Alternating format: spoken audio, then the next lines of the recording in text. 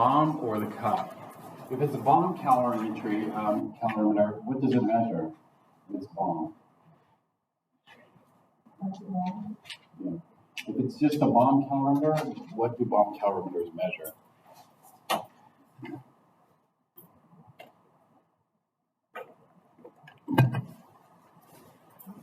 All calorimeters measure heat. So that's correct, C. But we have different kinds of heat for a bomb calorimeter. So what do we?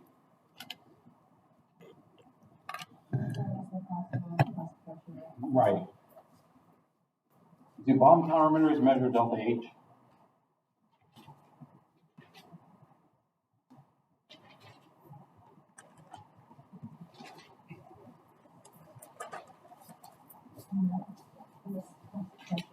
Coffee cup calorimeter measures delta H, so no. No. Do bomb calorimeters measure delta U? Yeah. And so the correct answer would be B, C. Does a bomb calorimeter measure the heat at constant volume? Yes.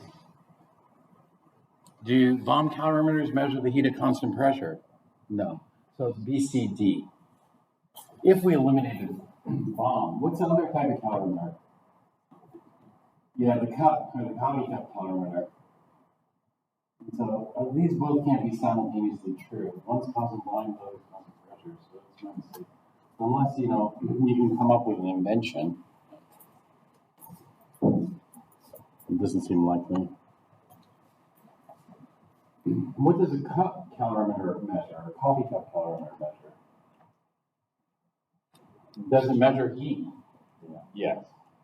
Does it measure delta H? Yes.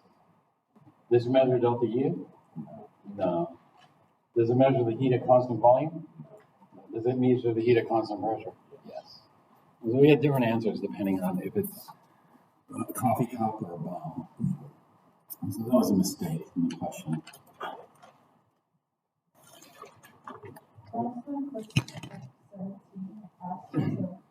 Well, since I'm here, there's also a mistake in 22. These answers don't match the question. And so 22, the correct answer is not on there.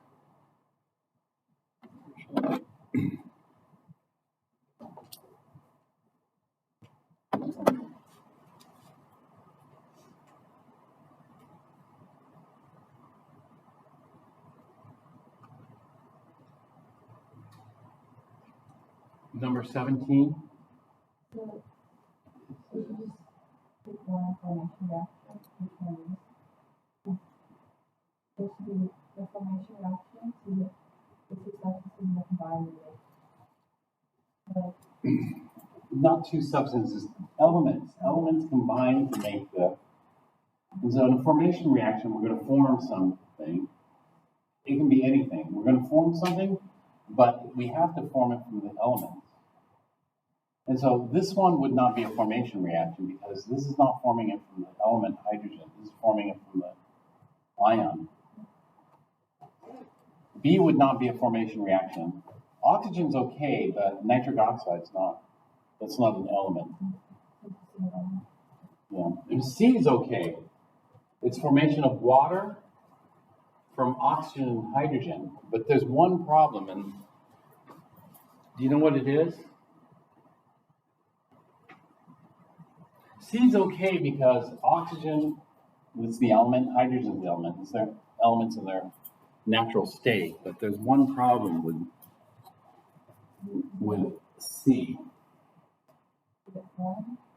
Hmm?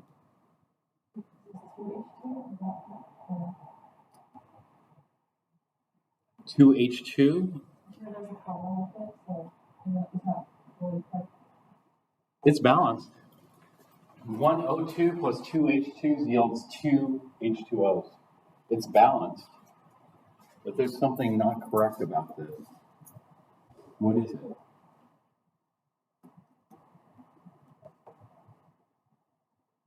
I would think you'd be hinting at one of them's not in their most stable state, but I think those are in there. These are in their stable state. For example, if this were O2 liquid, then that's wrong. It has to be O2 gas, in its normal state. O2 liquid would be liquid oxygen. It's not. But that's okay. There's nothing wrong with the state.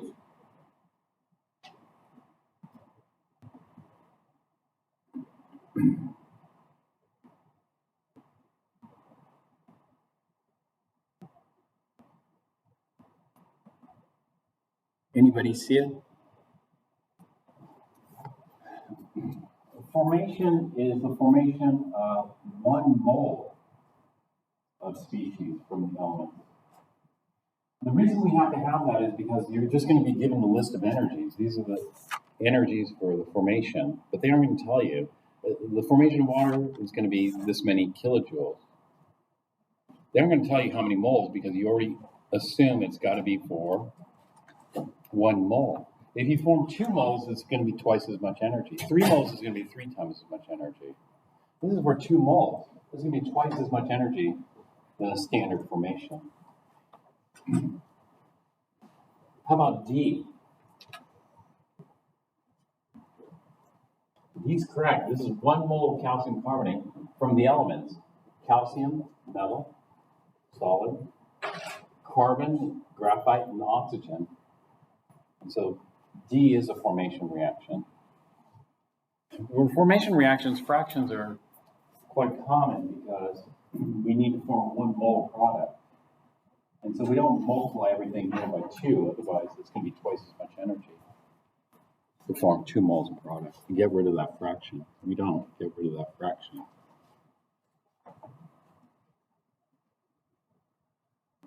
Other questions? Uh-huh. Oh, did you have another question, Isabel? Was there another question? Go ahead. Remember that we're finding the material energy? Are we adding the kilojoules together, and the one's gain and one's doesn't work kind of thing? You have to, 1, we have to make sure they're the same units. And 2, we have to follow the sign convention. Now, internal energy is the heat plus the work, Q plus W. And then we got to determine if it gains, is that positive or negative? Gains energy, is it positive or negative? Positive. So the first one, this is plus 1112 kilojoules. And if it does 912 joules of work, is that positive or negative? It's negative. So this is going to be in terms of kilojoules, this is about 1 kilojoule. So we should have about 1111 kilojoules. We're going to lose 1 kilojoule doing the work.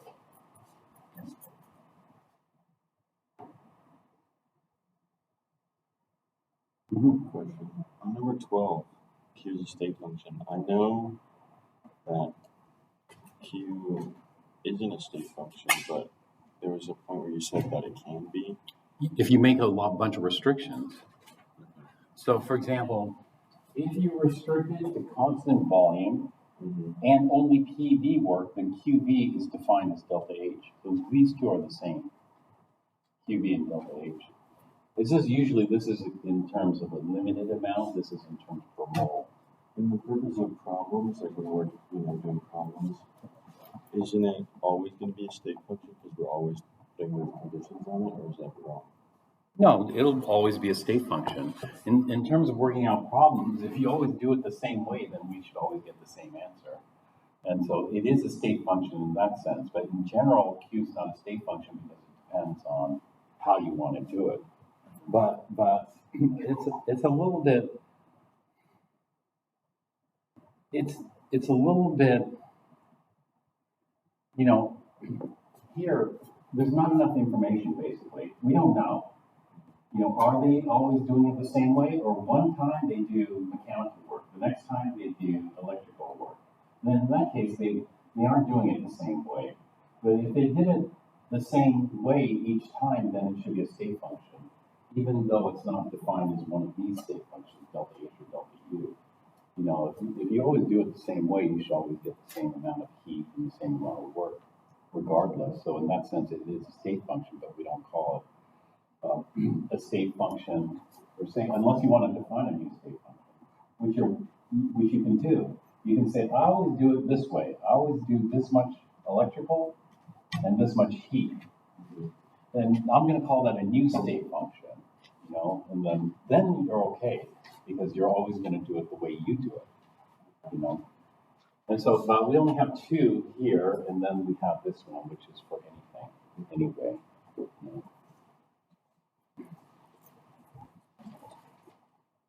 know. Were there any other questions? Well, I'm going to do it differently for this test. Last test, I didn't post the key because I figured, well, I didn't post the key because I figured it's good to, you know, because there's always this uncertainty. Did I get the right answer? Did I get the right answer? And so when you're working in science, there's always that uncertainty that's hanging over you. And so, so, you know, if there's always a key or the answer, the solutions guide, then it's comforting because then you can compare your work with that. But when you're working in science, there's no key, there's no answer, there's no solutions guide. So you have to figure out if you did it correctly. The way you figure out if you did it correctly is you start searching and doing whatever else, or you give it to peer review. You can chat with friends or your study group. You can see, you know, did everybody get the right or the same answer? And so that's always very important. You know, it's very important in science to be able to go through and then check all the answers, you know, to see if you got it right without a key.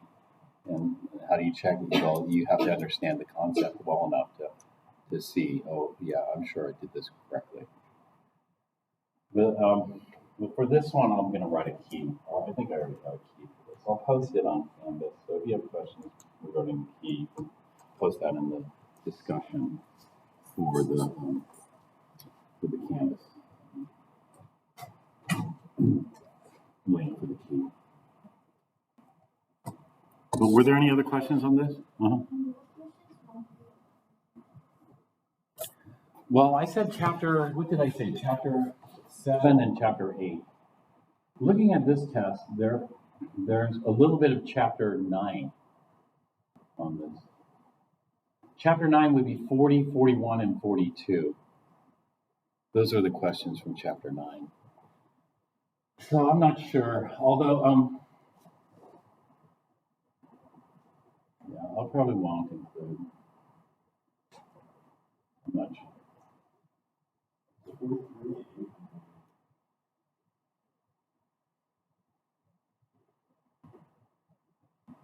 43, draw multi-electron orbital energy logogram up to 4p. 8. We can do more examples. 43 is 8. This is wrong. Here, this is going to be a 2-page test.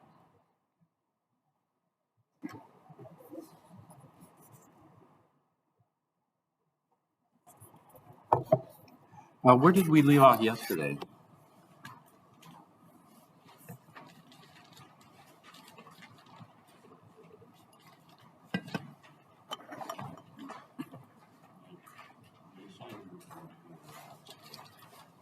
Oh, yeah. Now I remember.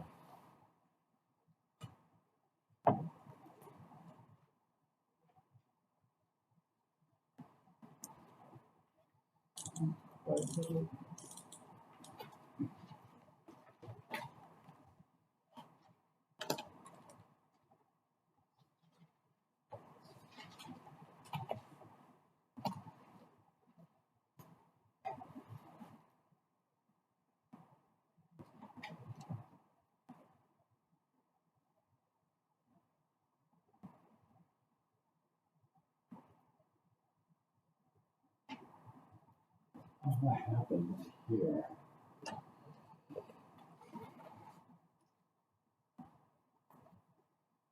Wrong. Oh, here.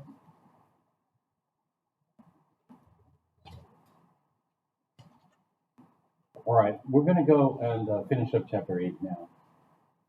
So there's some things I need to talk about.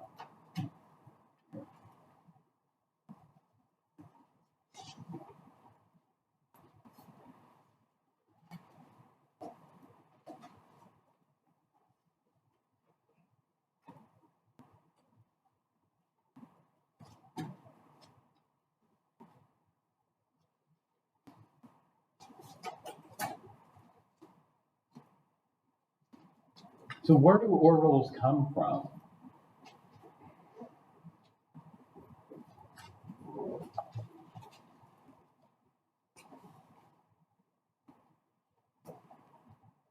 From electrons and repulsions.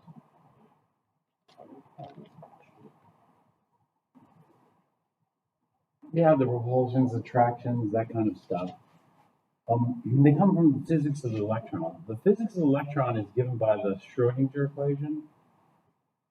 And this incorporates all the information, including the wave properties, which we have to factor in, and the Heisenberg uncertainty principle. Right? Because from Bohr, the Bohr model appeared to be successful because it could predict the energies of light that were emitted. And so we could do a calculation. All we need to do for the calculation is from the Rydberg equation.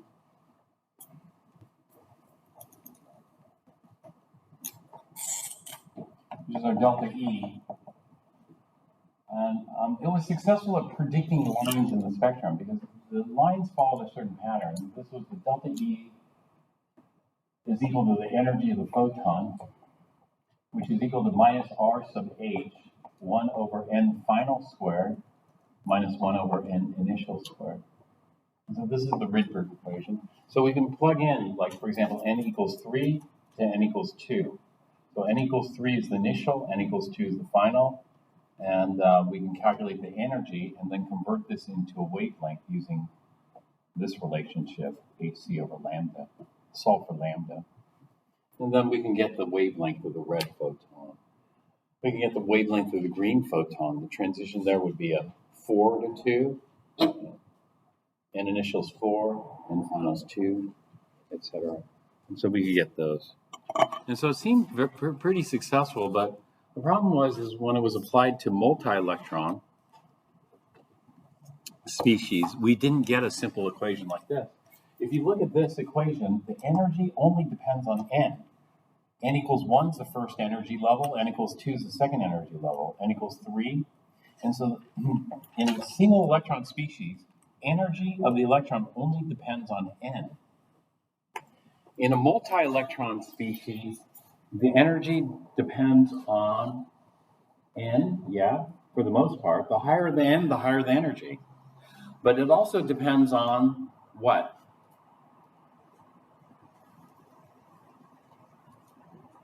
L. It depends on the shape. So for example, a 2s is going to have a different energy than a 2p because of the shape of the probability distribution. And the shape of the probability distribution is going to make an impact on what? Why would the shape play any role? The shape of the orbital, 2s versus a 2p.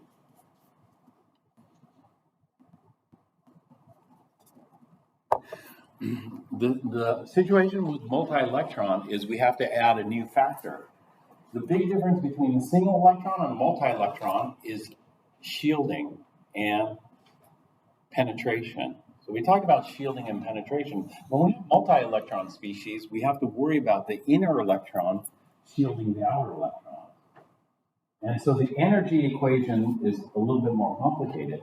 For a single electron species, the energy equation is pretty simple. E sub n is equal to minus R sub h over n squared. That's it. For multi-electron species, it becomes more complex. And so do you see this equation here? Or these equations? These equations are all the Schrodinger equations. The Schrodinger equation is incorporating all this stuff. So from the Schrodinger equation, we can determine the energy and the shapes of these orbitals. The orbitals are the loud states for the electron, or the loud energies for the electron. We aren't going to do any of the math here. This math turns out to be calculus. So if you had differential equations in linear algebra, you can do this.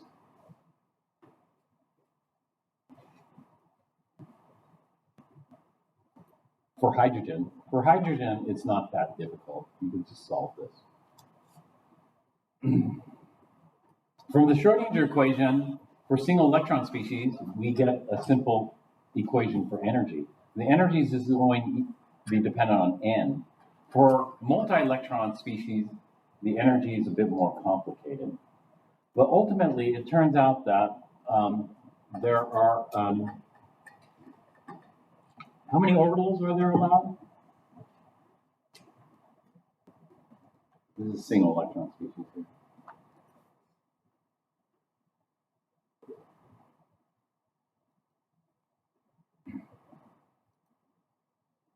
How many orbitals are allowed? Infinite. How many are forbidden? Infinite. And so what they did was they started writing out the orbitals here, one by one. And we're going to have a bunch of them. So when you see something like this, can you see the shape of the orbital? Sine squared, theta, cosine 2 phi, 3 cosine squared theta minus 1. Can you visualize the shape of that? Are you the mathematical type person? No. Look at this. There's a homework problem with asking you to plot it, but you don't have to plot it. We plot it using this, radial functions, polar coordinates, and that kind of stuff. But there's a lot of math here. So what we're going to do is we're going to just try to, distill this into what's, the difference between these. There's an infinite number of solutions, and we don't want to write an infinite number of solutions. Instead, what we want to see are there patterns in that solution, or mathematical patterns. And the mathematical patterns are going to be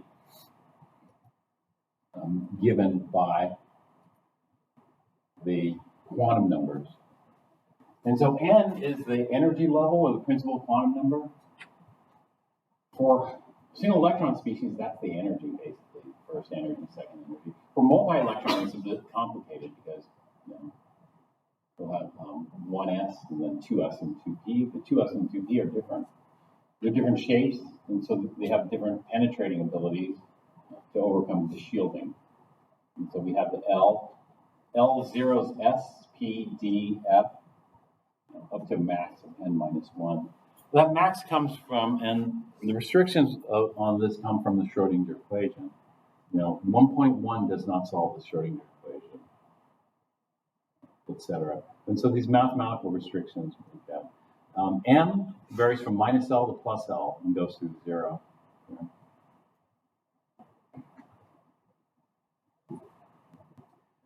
Then we have principal shells and subshells or sublevels.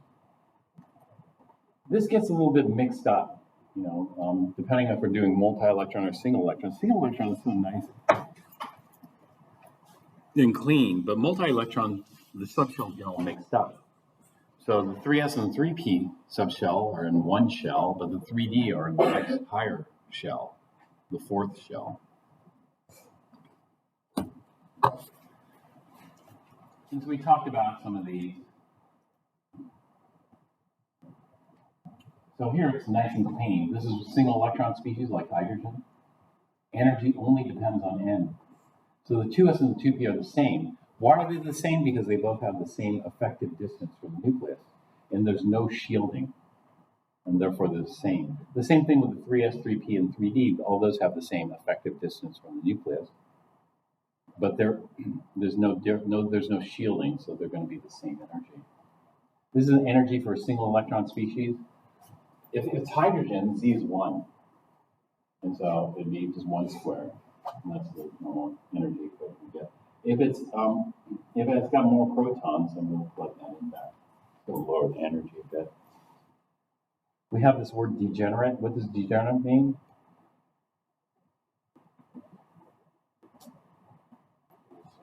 Same energy, right?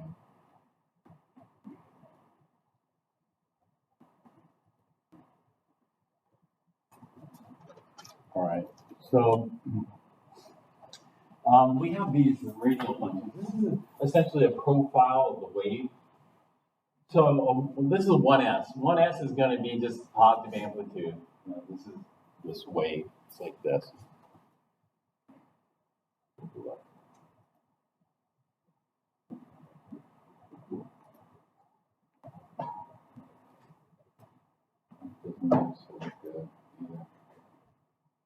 Here, this is the 1s. This is positive amplitude here. And that radial function is just looking at this, you know. We'll go through the origin that's sort of y, and then you can see it drops off, the wave drops off here, which is 0. Yeah.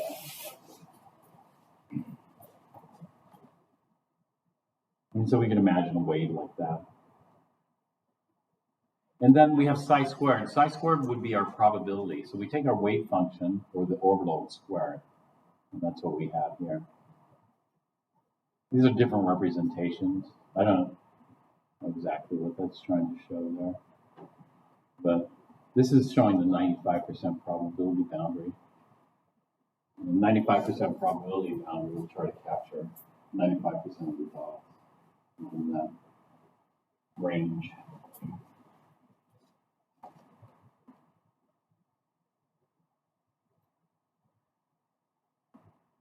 Here's some higher S's.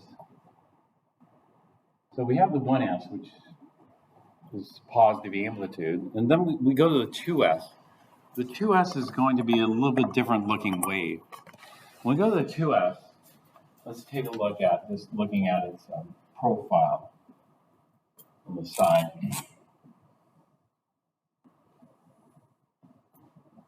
So 2s starts off as positive amplitude. But a 2s goes through 0 and goes to negative amplitude and then approaches 0 from underneath. When we go through 0 amplitude, you know what this is called, this point here? A node, right? And so this is the positive amplitude, they colored it blue. And this is the negative amplitude, they colored it red. And so we had the blue and the red region. And this is what it looks like. But in terms of probability, this is our wave function, or orbital. That would be a 2s orbital. And so we could say 2s or 200 orbital.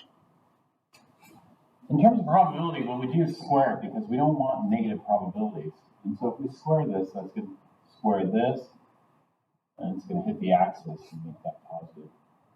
We lose the phase information here. Here it's easy to see, you know, this is positive amplitude, this is negative amplitude. But when we square it, we lose that information. And so we just add it here. This is from the positive, this is from the negative. So that's what they did here. You know, but what they did was they just drew the 95% boundary. So that blue, do you see the blue sphere in there? That's not a 1s orbital. That's the positive amplitude of the 2s orbital. And the red is what was the negative amplitude, but now it's going to be squared for probability purposes. But for wave purposes, it's negative. So we have this positive amplitude in the center and it goes negative amplitude. You see, so it's this wave, like this. And so that's our wave. This is the wave here, wave function. And this is our probability map. Why is the negative so much greater than the positive? Because it's actually a lot bigger than that. The negative here of this wave function goes all the way out to infinity. Because what happens here is this will converge to 0 at r equals infinity.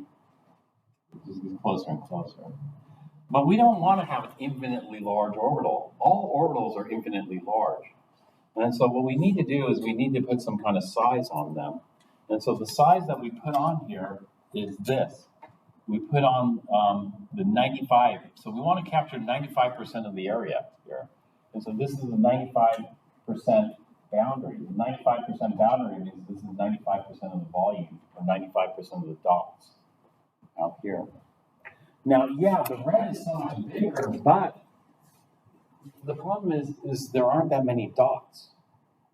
You know, because this is not probability.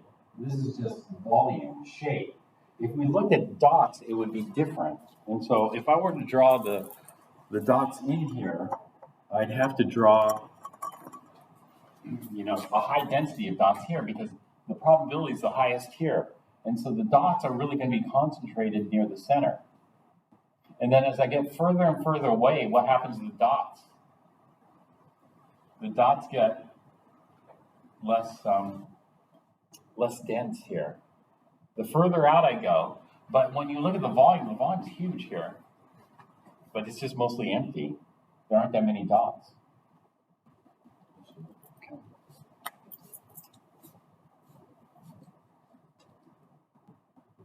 Let's take a look at the 3S. Can you see the 3S? 3S starts at positive amplitude and then goes negative through the node and then back to positive.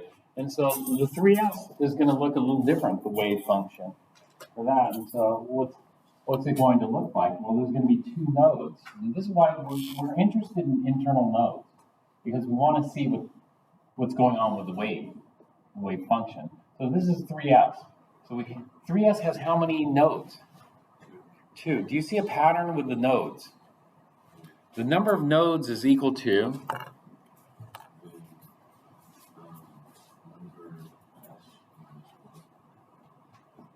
n minus 1. And so the number of nodes, these are internal nodes, is equal to n minus 1.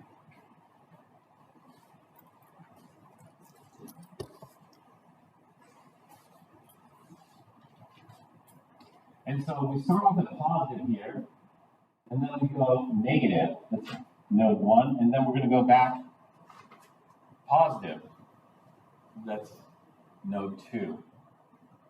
So it's a little bit different than over here. We only have one node here. Over here we have two nodes, here and here.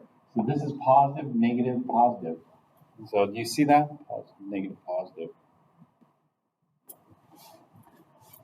For that. And so this is the wave function. How we plot the wave function out, we usually plot it on a graph like this.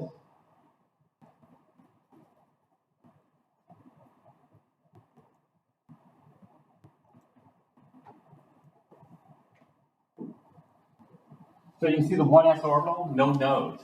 This is positive amplitude. It's going to hit 0 at infinity. Then over here we have the 2s and the 2p. Okay, the 2s, this doesn't show. The 2s goes down, hits that, so we already did that. But what's going on with the 2p? And so for the 2p, we need to draw both sides. You know, the 2s, it's symmetrical, so all we do is rotate this in three-dimensional space. It's the same thing. So it's mirrored. So 2s is going to have the same thing on this side. And so if we drew both sides of this, because this is the nucleus here, the nucleus is here. And if we drew both sides, it's just going to be a mirror image, like that. But if we do the 2p, it's different. And so for the 2p, we'll draw both sides. Because what's going to happen is it's going to start off at positive amplitude, and then go through a node here at the nucleus and go to negative amplitude. So we have positive and negative like this. Or we have positive over here and then negative over here. It could be like that. And so this is what we're seeing. We're just seeing one side of the 2p here. And so this is going to go through a node here at the nucleus and then down, back up.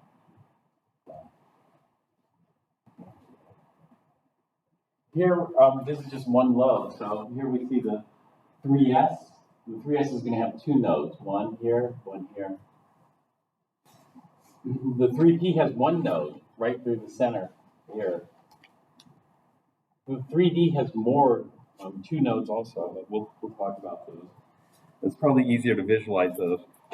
Not here, but here. And so here, these are just these plots. We can take those functions that we got from the Schrodinger equation and plot them out. And so the first one, what type of orbital is that? That's a 1s. It's only got positive amplitude. It's not to scale, because the next orbital should be a 2p. This is a 2p. We're going to have positive amplitude on one side and negative amplitude on the other. And so it forms like this figure 8 type deal. So these are the 2p. This is 2pz, 2px, and 2py. And then we have the d orbitals. So the 2p orbitals have one node. That node is what we call a planar node that goes through the center. But the 3d orbitals are going to have how many nodes?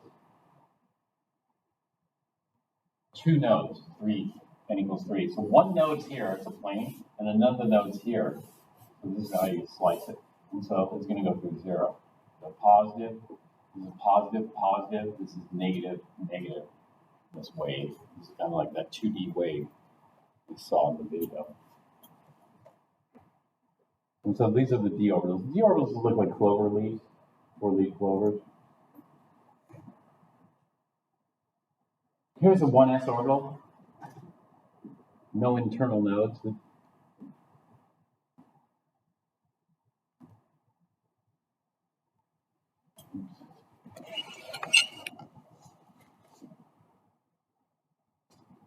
S orbitals, 2s orbital, 3s orbital. They're getting bigger, higher energy. Here are the wave functions. Here's a px wave function. I'm going to do that, but if you were to graph that, that's the graph you would have gotten back there.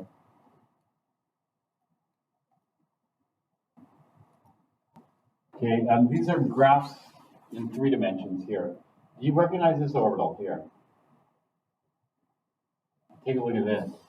Positive, negative. Okay. This is a 2p orbital. This is a 2px orbital. It's oriented on the x-axis. So this is a 3-dimensional graph of the wave function here. And here they just flatten it out. When you flatten it out, you can't tell is it positive amplitude or negative amplitude, so they color code it. The blue is positive, the red is negative. Here they do it as a probability distribution function. This for electron amount. And these are 95% probability boundaries. And so again, you can't tell if it's positive or negative amplitude, so they color code it. And so here we have the wave, positive, negative here. But when we square this, we don't want negative probability, so we square it to make the red positive. But we made the red blue positive, and so both of these are blue, but we color this one red because this one actually came from the negative part, and so it's the phase information that we don't want to lose there. But those are both of those are positive probability, and so there's a positive probability of electrons over here, a positive probability of electrons here, but there's no probability the electron is in the node where it transitions from positive amplitude to negative amplitude. There's no amplitude there at the node. So there's one node here. We call that node a planar node.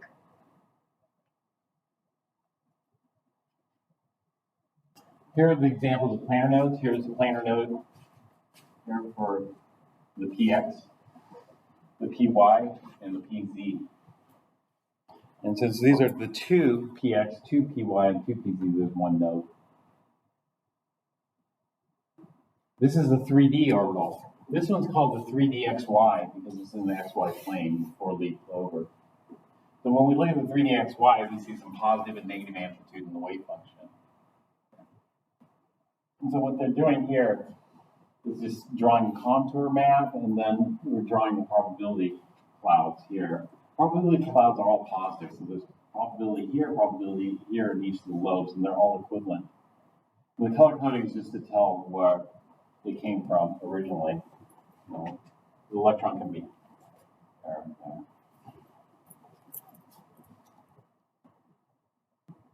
This is the dz squared. Dz squared is a bit unusual because it's not sliced by 2 planar nodes like this. So we'll look at the dz squared in just a moment. Here. So 4 out of the 5 d orbitals have 2 planar nodes. The dz squared is a little different. The dz squared has 2 cone nodes. So there's a cone node coming up here and another cone node coming down here. And so we have these conical nodes, and that's how we sliced it. It's positive, negative. And it looks like a p orbital with a hula hoop, but it's a d orbital. And it's called the dz squared.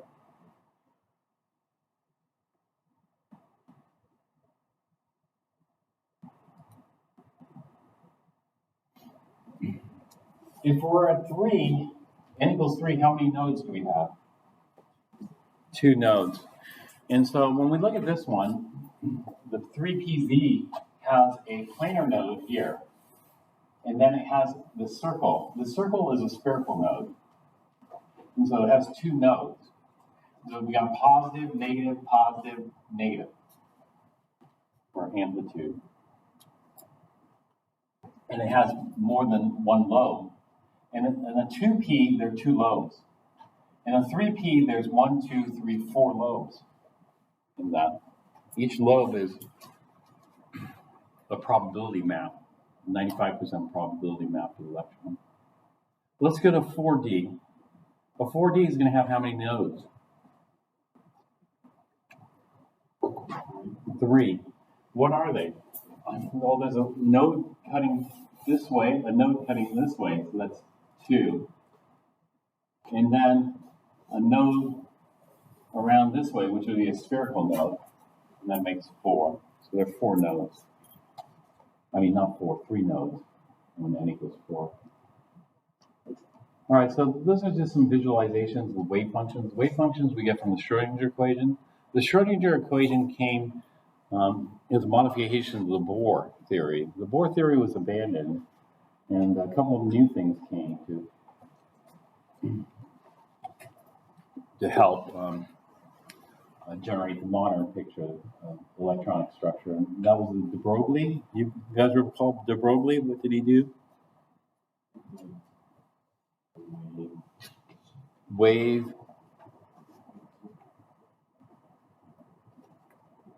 It's wave blank duality. Wave particle duality. That's right. And Heisenberg. You remember Heisenberg? Did you? Yeah, he talked about probabilities. We're going to talk more about probabilities now.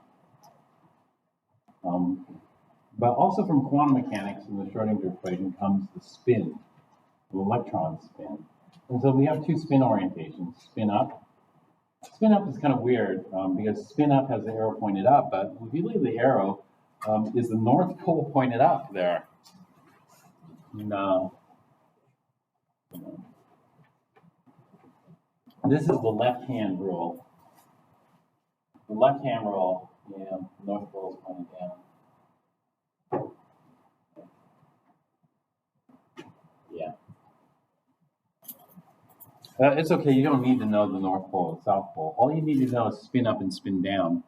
And you need to know these funny numbers. Why do they call spin up plus 1/2 and spin down minus 1/2? Well, those come from the Schrodinger equation, the math. Those are the actual numbers. This is a very famous experiment, the Stern-Gerlach experiment. Stern-Gerlach won the Nobel Prize in Physics for this, where they shot silver atoms to a magnet.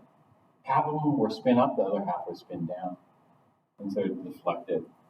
One was attracted to the North Pole, the other was repelled by the North Pole, attracted to the South Pole.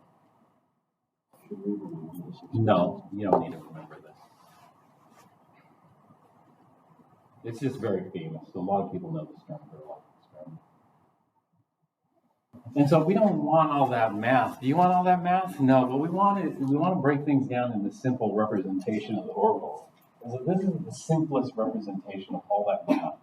The simplest representation of all that math is n, l, and m. N, l, and m is going to tell us what orbital it is. And it's going to tell us if it's allowed or forbidden. And then we have the spin, which I called s. And so n, l, and m, and then s.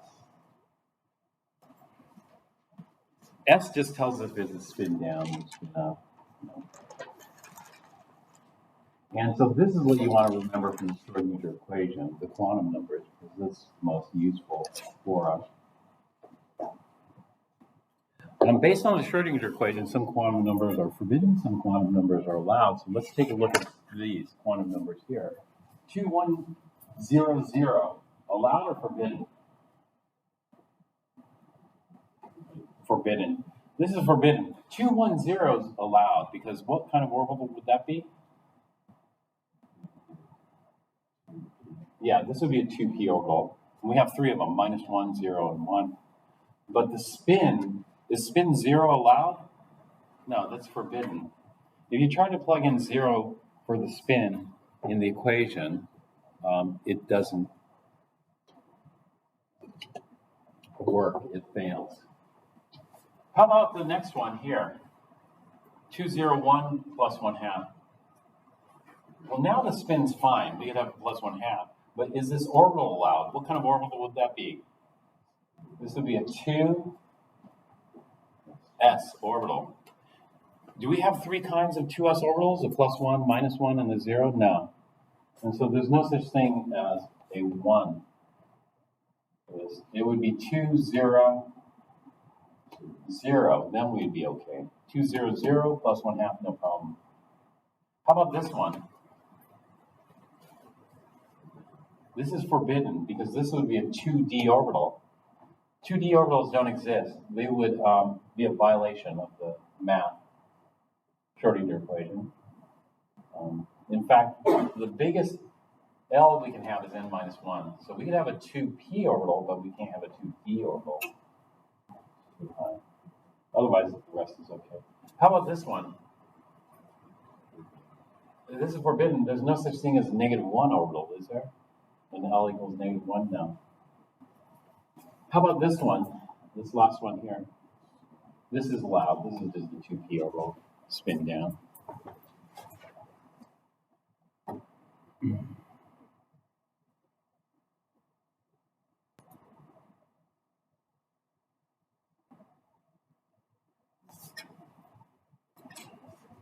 Allowed, forbidden, S. Allowed,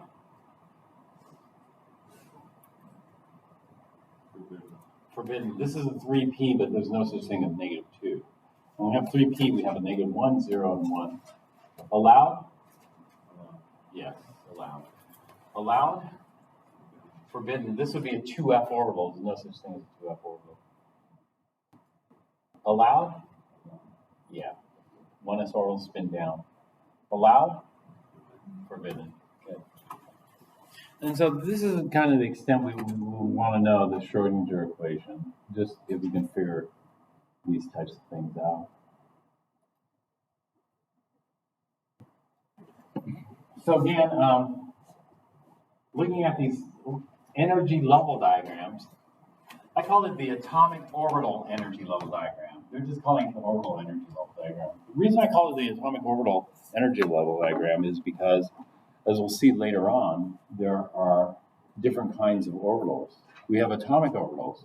With atomic orbitals, we have the unhybridized atomic orbitals, and we have the hybridized atomic orbitals. But eventually what we're going to see is there are things called molecular orbitals, too. And so that's why I wrote atomic orbital energy diagram to differentiate from molecular orbital energy level diagrams there. But one of the key features is single electron, the energy just depends on N because there's no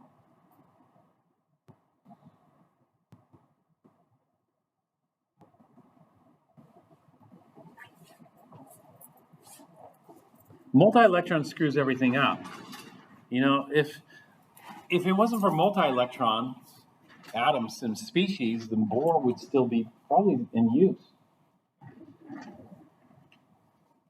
But it screwed it up because multi-electron, the energy depends on both N and L.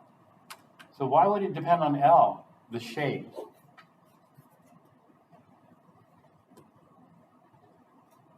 Because the reason is 2s and 2p have the same energy because they have the same effective distance. And so the effective distances of an electron in 2s is the same as the effective distance of an electron in 2p. Therefore, they have the same energy. The effective distance didn't change. Effective distance in 2s is the same as effective distance in 2p. What changed in going to multi-electron? Well, what changed is now we have shielding.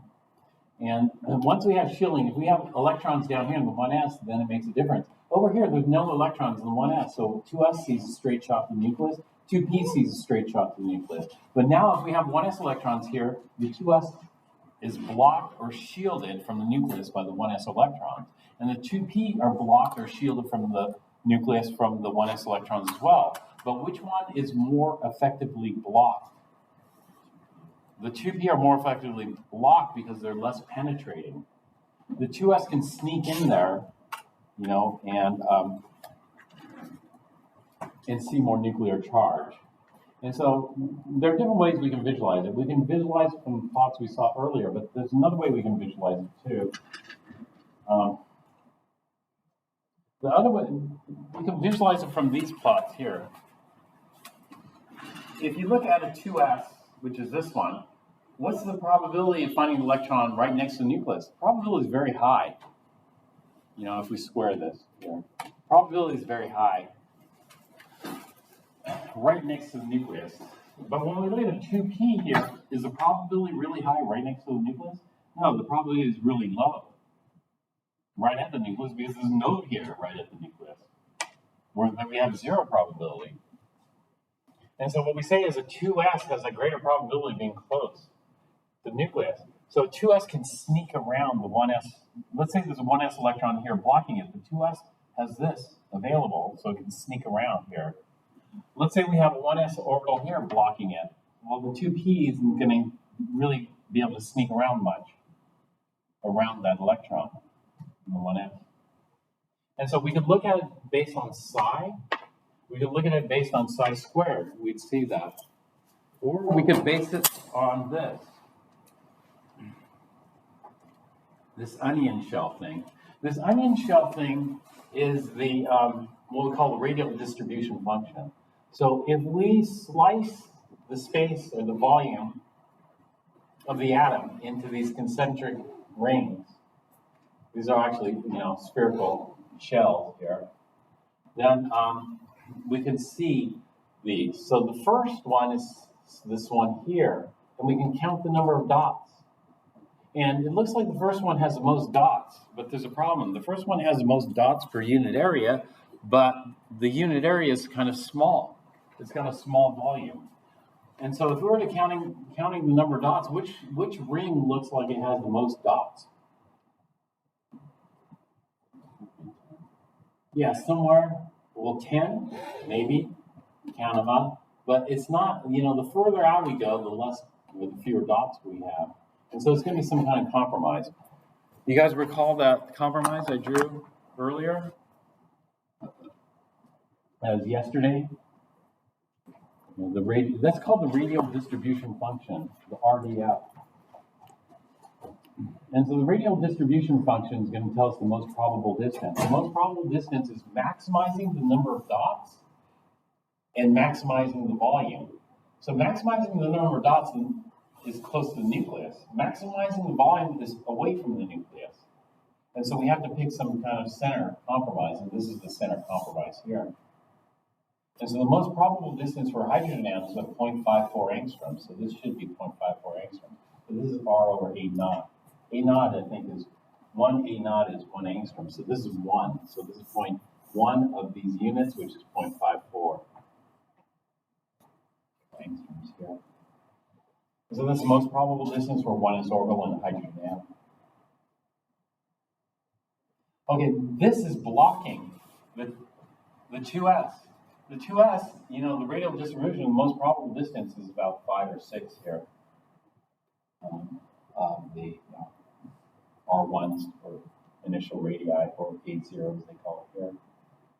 And so these electrons here below 5 are blocking these electrons out here. But, you know, these electrons don't have to stay out here. They can sneak around here. And so they can sneak in here, let's say that about 3. And so a 2s electron can get here, or it could be in this lobe over here, very close. Although it doesn't have as high a probability, we say that this can penetrate in the space of the 1s orbital. Does that make sense, penetration? The same thing with the 2p. This is a 2p. The 2p can penetrate in here. But as far as penetrating inside the volume of the 1s, which one is more effective at penetrating inside the volume of the 1s? The 2s. Do you see this blip here? So there's significant probability that this electron can get very close to the nucleus. If it gets very close to the nucleus, then it can avoid being blocked by the 1s. So it's sneaking around the 1s electron, getting in there. Whereas over here, when the 2p, is there much probability down here? No, not when you compare it to this. You know, there's a lot less probability. So what we say is that a 2s orbital is more penetrating than a 2p orbital. And so this is why they split in multi-electron atoms. 2p orbitals are going to be higher in energy than 2s orbitals. So if an electron, it sneaks in, does it then kick an electron out, or does they just stay there? They just stay there. These are overlapping. So if I were to draw the 1s here, it's overlapping.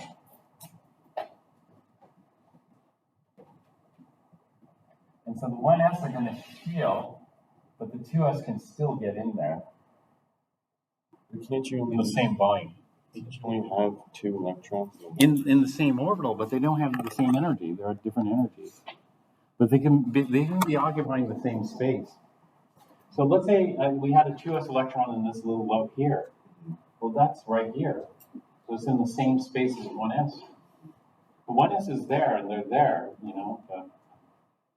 but it's not going to kick anything out because it's still in the same. It hasn't transitioned to anything. So if it sneaks in, it's still a 2s. Yeah, it's still a 2s, right. It's just a 2s that's closer to the nucleus. It's like the bird, The bird can be very close here, it can be far out. It's just this bird has more energy. This bird has less energy. So the probability of this bird being more than 5 angstroms is very small. But this bird is much more energetic. It can be more than 5 angstroms, but it can also be less than 5 angstroms. And it's got this huge range here for that. This holds true here. If we look at the 3s versus 3p versus 3d, which one will be the most penetrating? Which one can get closest to the nucleus? 3s. And what's shielding that? What's shielding that is the 1s. So here we have the 1s orbital blocking up to about 5 angstroms here. That's shielding. And then we have the 2s, which is going out almost to 15 angstroms here. So we've got the 2s blocking. And then we have the 2p blocking, which is going out to about 15 angstroms here. And so do you see these inner orbitals are shielding the 3s electrons from the nucleus? But as far as shielding goes, 3s are much more penetrating than 3p. And 3p are much more penetrating than 3d. And so these we can get from the quantum calculations. And we'll see that the orbitals are no longer degenerate. In the hydrogen atom, the 3s and 3p and 3d are the same energy because they all have the same effective distance from the nucleus.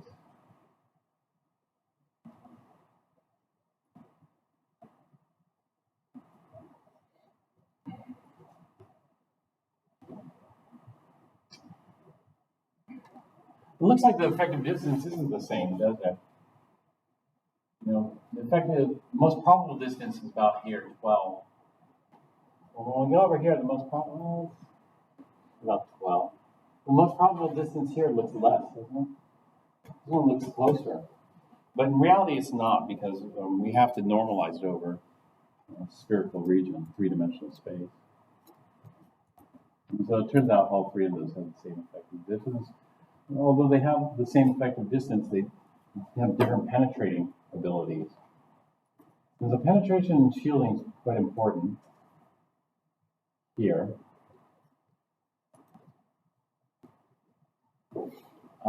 Because some of the nuclear charge, Z, is blocked.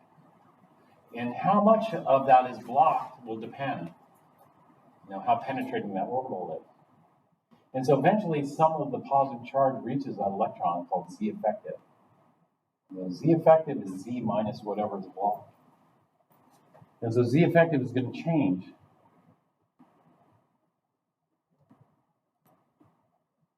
So Z doesn't change, but Z effective will change. And so here, let's say my Z is plus 6. When Z is plus 6, then some of that plus 6 charge is going to be blocked by this 1s. And then that means that the 2s electron isn't going to see the full plus 6 charge. It's going to see a reduced charge based on how much shielding there was. But the 2p is going to see even less charge because 2p is not as penetrating as the 2s.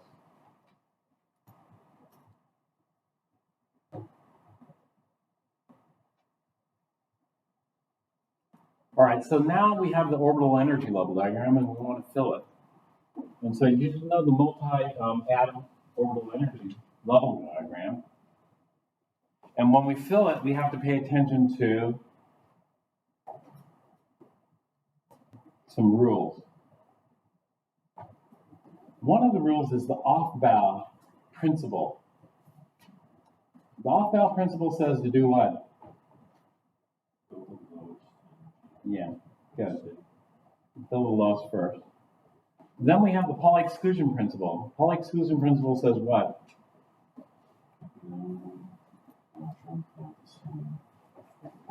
Yeah. No electrons in an atom can have the same set of 4 quantum numbers. Then we have Hund's rule. Hund's rule says for degenerate orbitals, degenerate means same energy. For same energy orbitals, we fill these singly with parallel spin. And so we have these. Now, writing an atomic orbital energy level diagram takes up a lot of space. And so there are some more compact ways of writing this out, but they all suffer from less information. And so the most information we're going to get is from the atomic orbital energy level diagram. Atomic orbital energy diagram you should be able to write out from memory. The lowest energy is 1s, and then followed by 2s, followed by 2p. Now the 2s and the 2p are split. Why?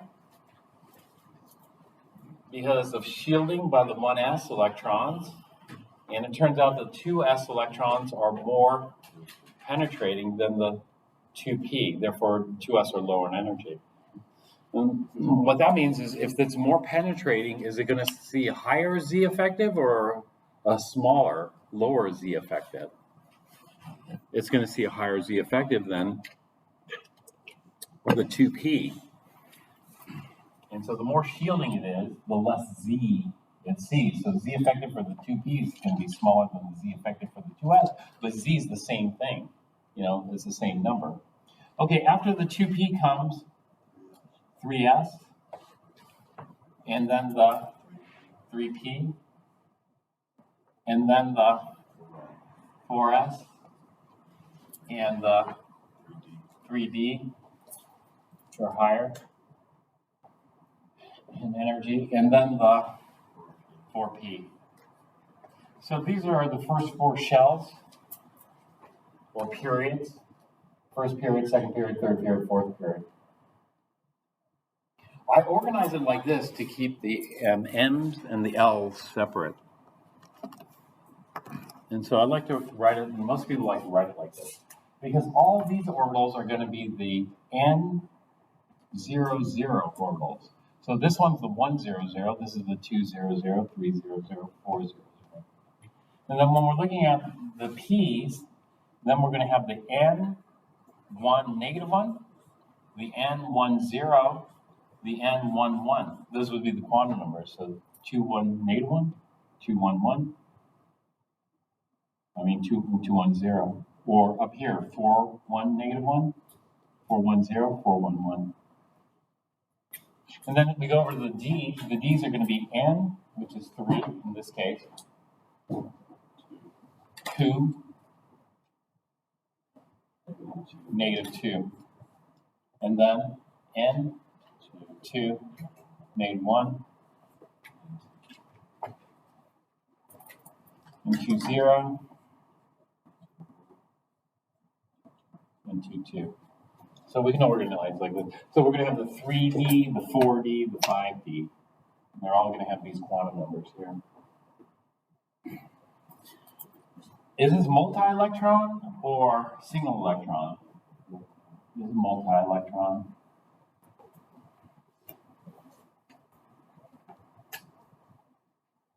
Okay, we're going to fill this for iron.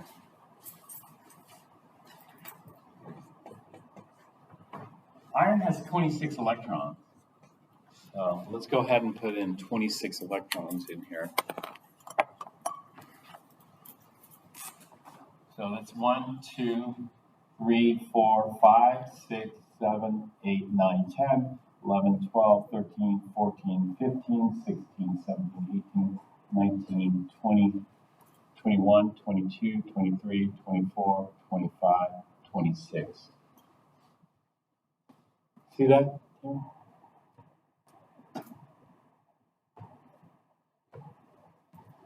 Okay, now I need to be a little bit more specific about valence electrons versus core electrons. We see this for the transition metals and some of the p block elements. And so the first shell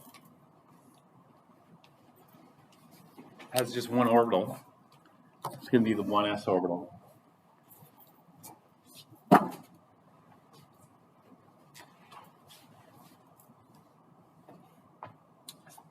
This would be helium.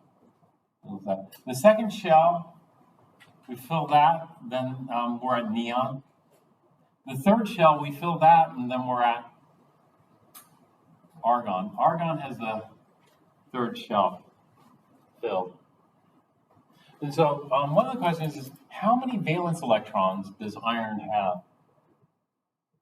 And so one way of defining valence electrons is they're the outer shell electrons. If we say that they're outer shell electrons, what's the outermost shell that has electrons in it? The fourth shell. Fourth shell is not complete, but that would be the fourth shell. And so if it's the outer shell electrons, how many valence electrons are there in the outer shell? 8. And so you might say there are 8 valence electrons in iron. Yeah. But it turns out there aren't 8. Because the way we define valence electrons are, the valence electrons are going to be the outermost electrons. The outermost electrons is going to have to be the one with the highest n value. And so when we look at the valence electrons, we define it like this. The valence electrons are going to be the electrons in the highest n orbital.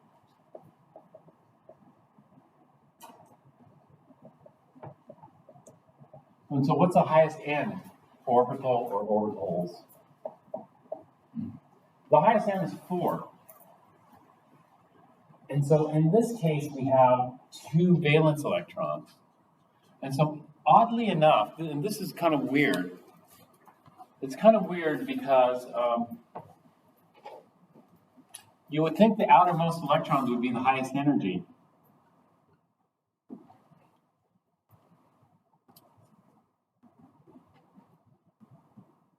The highest energy would be 3D.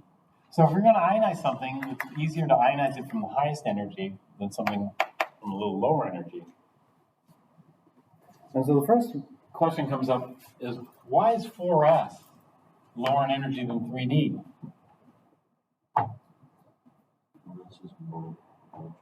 4s is more penetrating. S orbitals are much more penetrating than d orbitals, even though it's in n equals 4 versus n equals 3.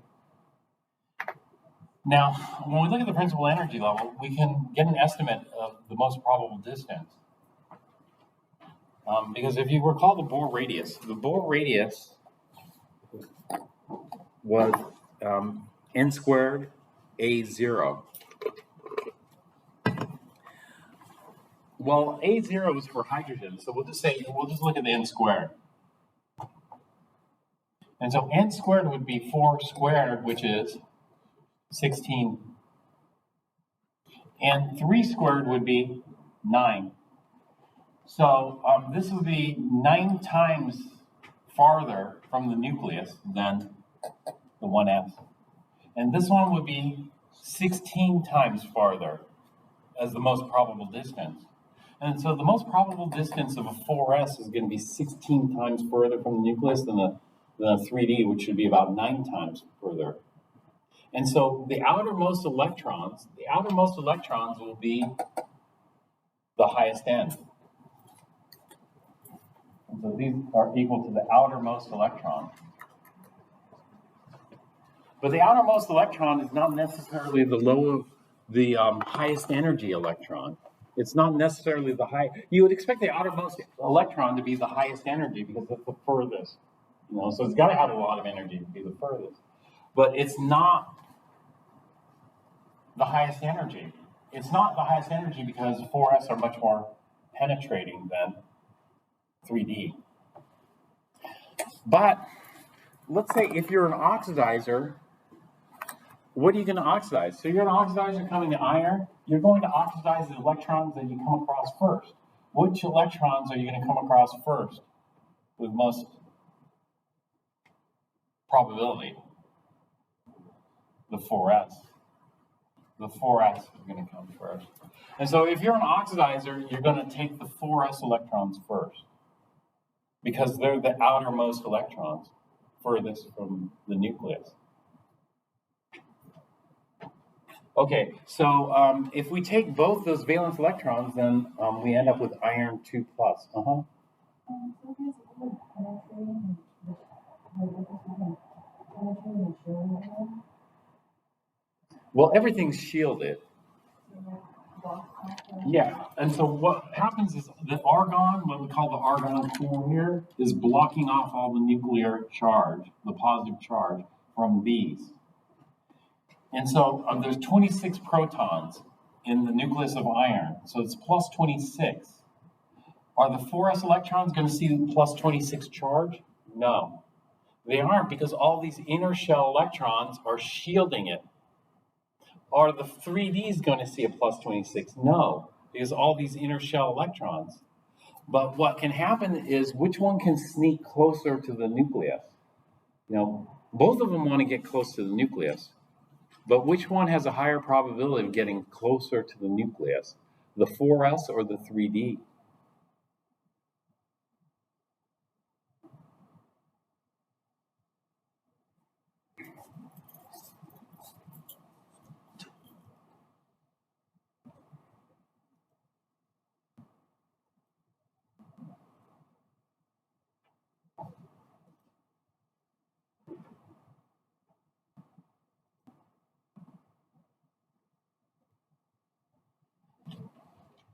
Take a look at the D. Is the D very penetrating? Penetrating means, you see the area under the curve? How close can it get to the nucleus? The nucleus is right at 0. The nucleus is plus 26. How close can it get to the nucleus? Not very close. When we look at an S, although this is not a 4s, this is a 3s. But a 4s just has one more node, one more blip. But when we look at a 4s orbital, is there a chance it can get close to the nucleus? Yes, a much greater chance. And so the shielding is kind of the same because it's argon, the argon core. All the shells are filled all the way up to argon. But the amount of penetration is different from these. So we got all these electrons blocking it, but the 4s can be more penetrating than the 3D. And therefore, it's slightly lower in energy, which you wouldn't expect. So anyway, if you're an oxidizer, you're going to take these. These are the valence electrons. But let's say you're a very hungry oxidizer. So if you're just a little hungry and you're strong enough, you take the 2. If you take the 2 electrons here, then what do we make? We make Fe2 plus. Fe2 plus is, we're going to remove these 2 electrons here. But if you're a very hungry oxidizer, you might think about attacking the D electrons next. If you attack the D electrons, which one do you think would be the easiest to oxidize? Which of those 5 electrons? Would you think the 3, 2, negative 2 plus 1/2? The 3, 2, negative 2 minus 1/2? The 3, 2, negative 1 plus 1/2? Which one do you think is going to be the easiest to oxidize if you're a hungry oxidizer?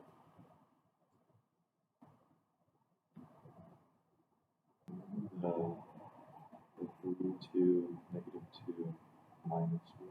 Yes. This one is going to be the easiest to oxidize. This one's going to be the easiest to oxidize because of something called pairing energy. Both electrons have the same negative charge, so they repel each other a little bit. And whereas these electrons are occupying spacious orbitals, this one's a little bit crowded. So to alleviate that crowding, we eliminate that one. And then we get iron plus 3. Okay, if we wanted to try to make iron plus 4, then we'd have to eliminate one of these to make iron plus 4. And so the having the orbital energy level diagram like this is very handy to have for something like iron, but it's too much to have for everything. And therefore, we have other ways of representing this. Most of the answers in the book aren't going to be orbital energy level diagrams like this. They're going to be what we call orbital box diagrams. So orbital box diagram is 1s2, 2s2, 2p, 6 electrons in that subshell, 3s2, 3p, 6, 4s2, 3d,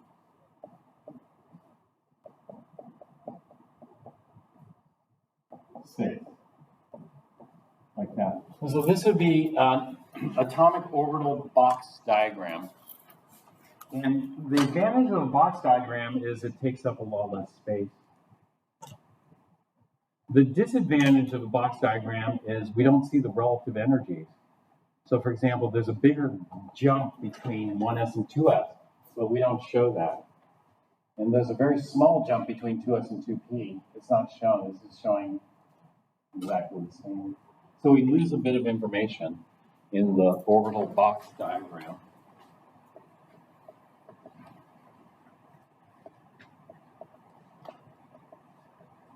And so the orbital energy level diagram is better. Your book calls the orbital box diagram the orbital diagram. But still, this takes up a lot of space. So what we can do is we can do something even more compact called the electron configuration. This will be the standard electron configuration, which they call the expanded. The standard electron configuration is we'll take the 1s orbital and we'll do this, 1s2. It's not 1s squared, it's 1s2 to indicate the 2 electrons in the 1s orbital. And so the superscript is not squared. 2s2, 2p6. So in this 2p subshell, we have 6 total electrons. 3s2, 3p6, 4s2, 3d6. So this is the electron configuration. This is as filled. In other words, regarding energies, this is how we fill it. The 4s gets filled before the 3d. However, sometimes we write it differently. So what we can do is we can do this. We're going to go to the standard electron configuration versus the condensed electron configuration.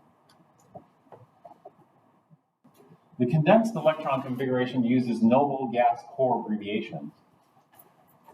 So HE with square brackets would be the abbreviation for 1s2. NE in square brackets would be the abbreviation for 1s2, 2s2, 2p6. And argon in square brackets like this is going to be the abbreviation for the first shell, the second shell, and the third shell. And so we're going to start off with the fourth shell. So this would be 4s2, 3d6. So this would be as filled. However, we could also write this as ionized, because what's going to happen is, something's going to attack iron, an oxidizer. Iron's prone to oxidation. And if that's the case, then we want to know what electrons get ionized first. And so we're going to rearrange the order here, and we're going to put the orbitals in numerical order. And that means the 4s electrons are going to be the outermost electrons. And those are called the valence electrons.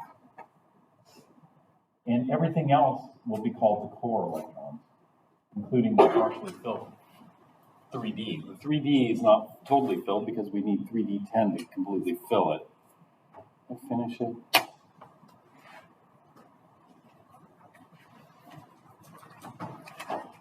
Okay, I'm out of time, but we're going to have all of chapter 8 on the test, so I need to talk about the exceptions to the electron configurations and some other stuff.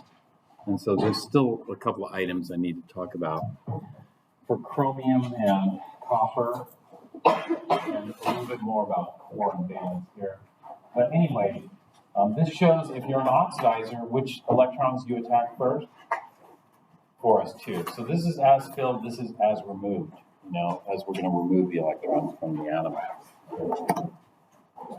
All right, so I'm going to post the key to the test, so you can look for that. And then I have to leave right now.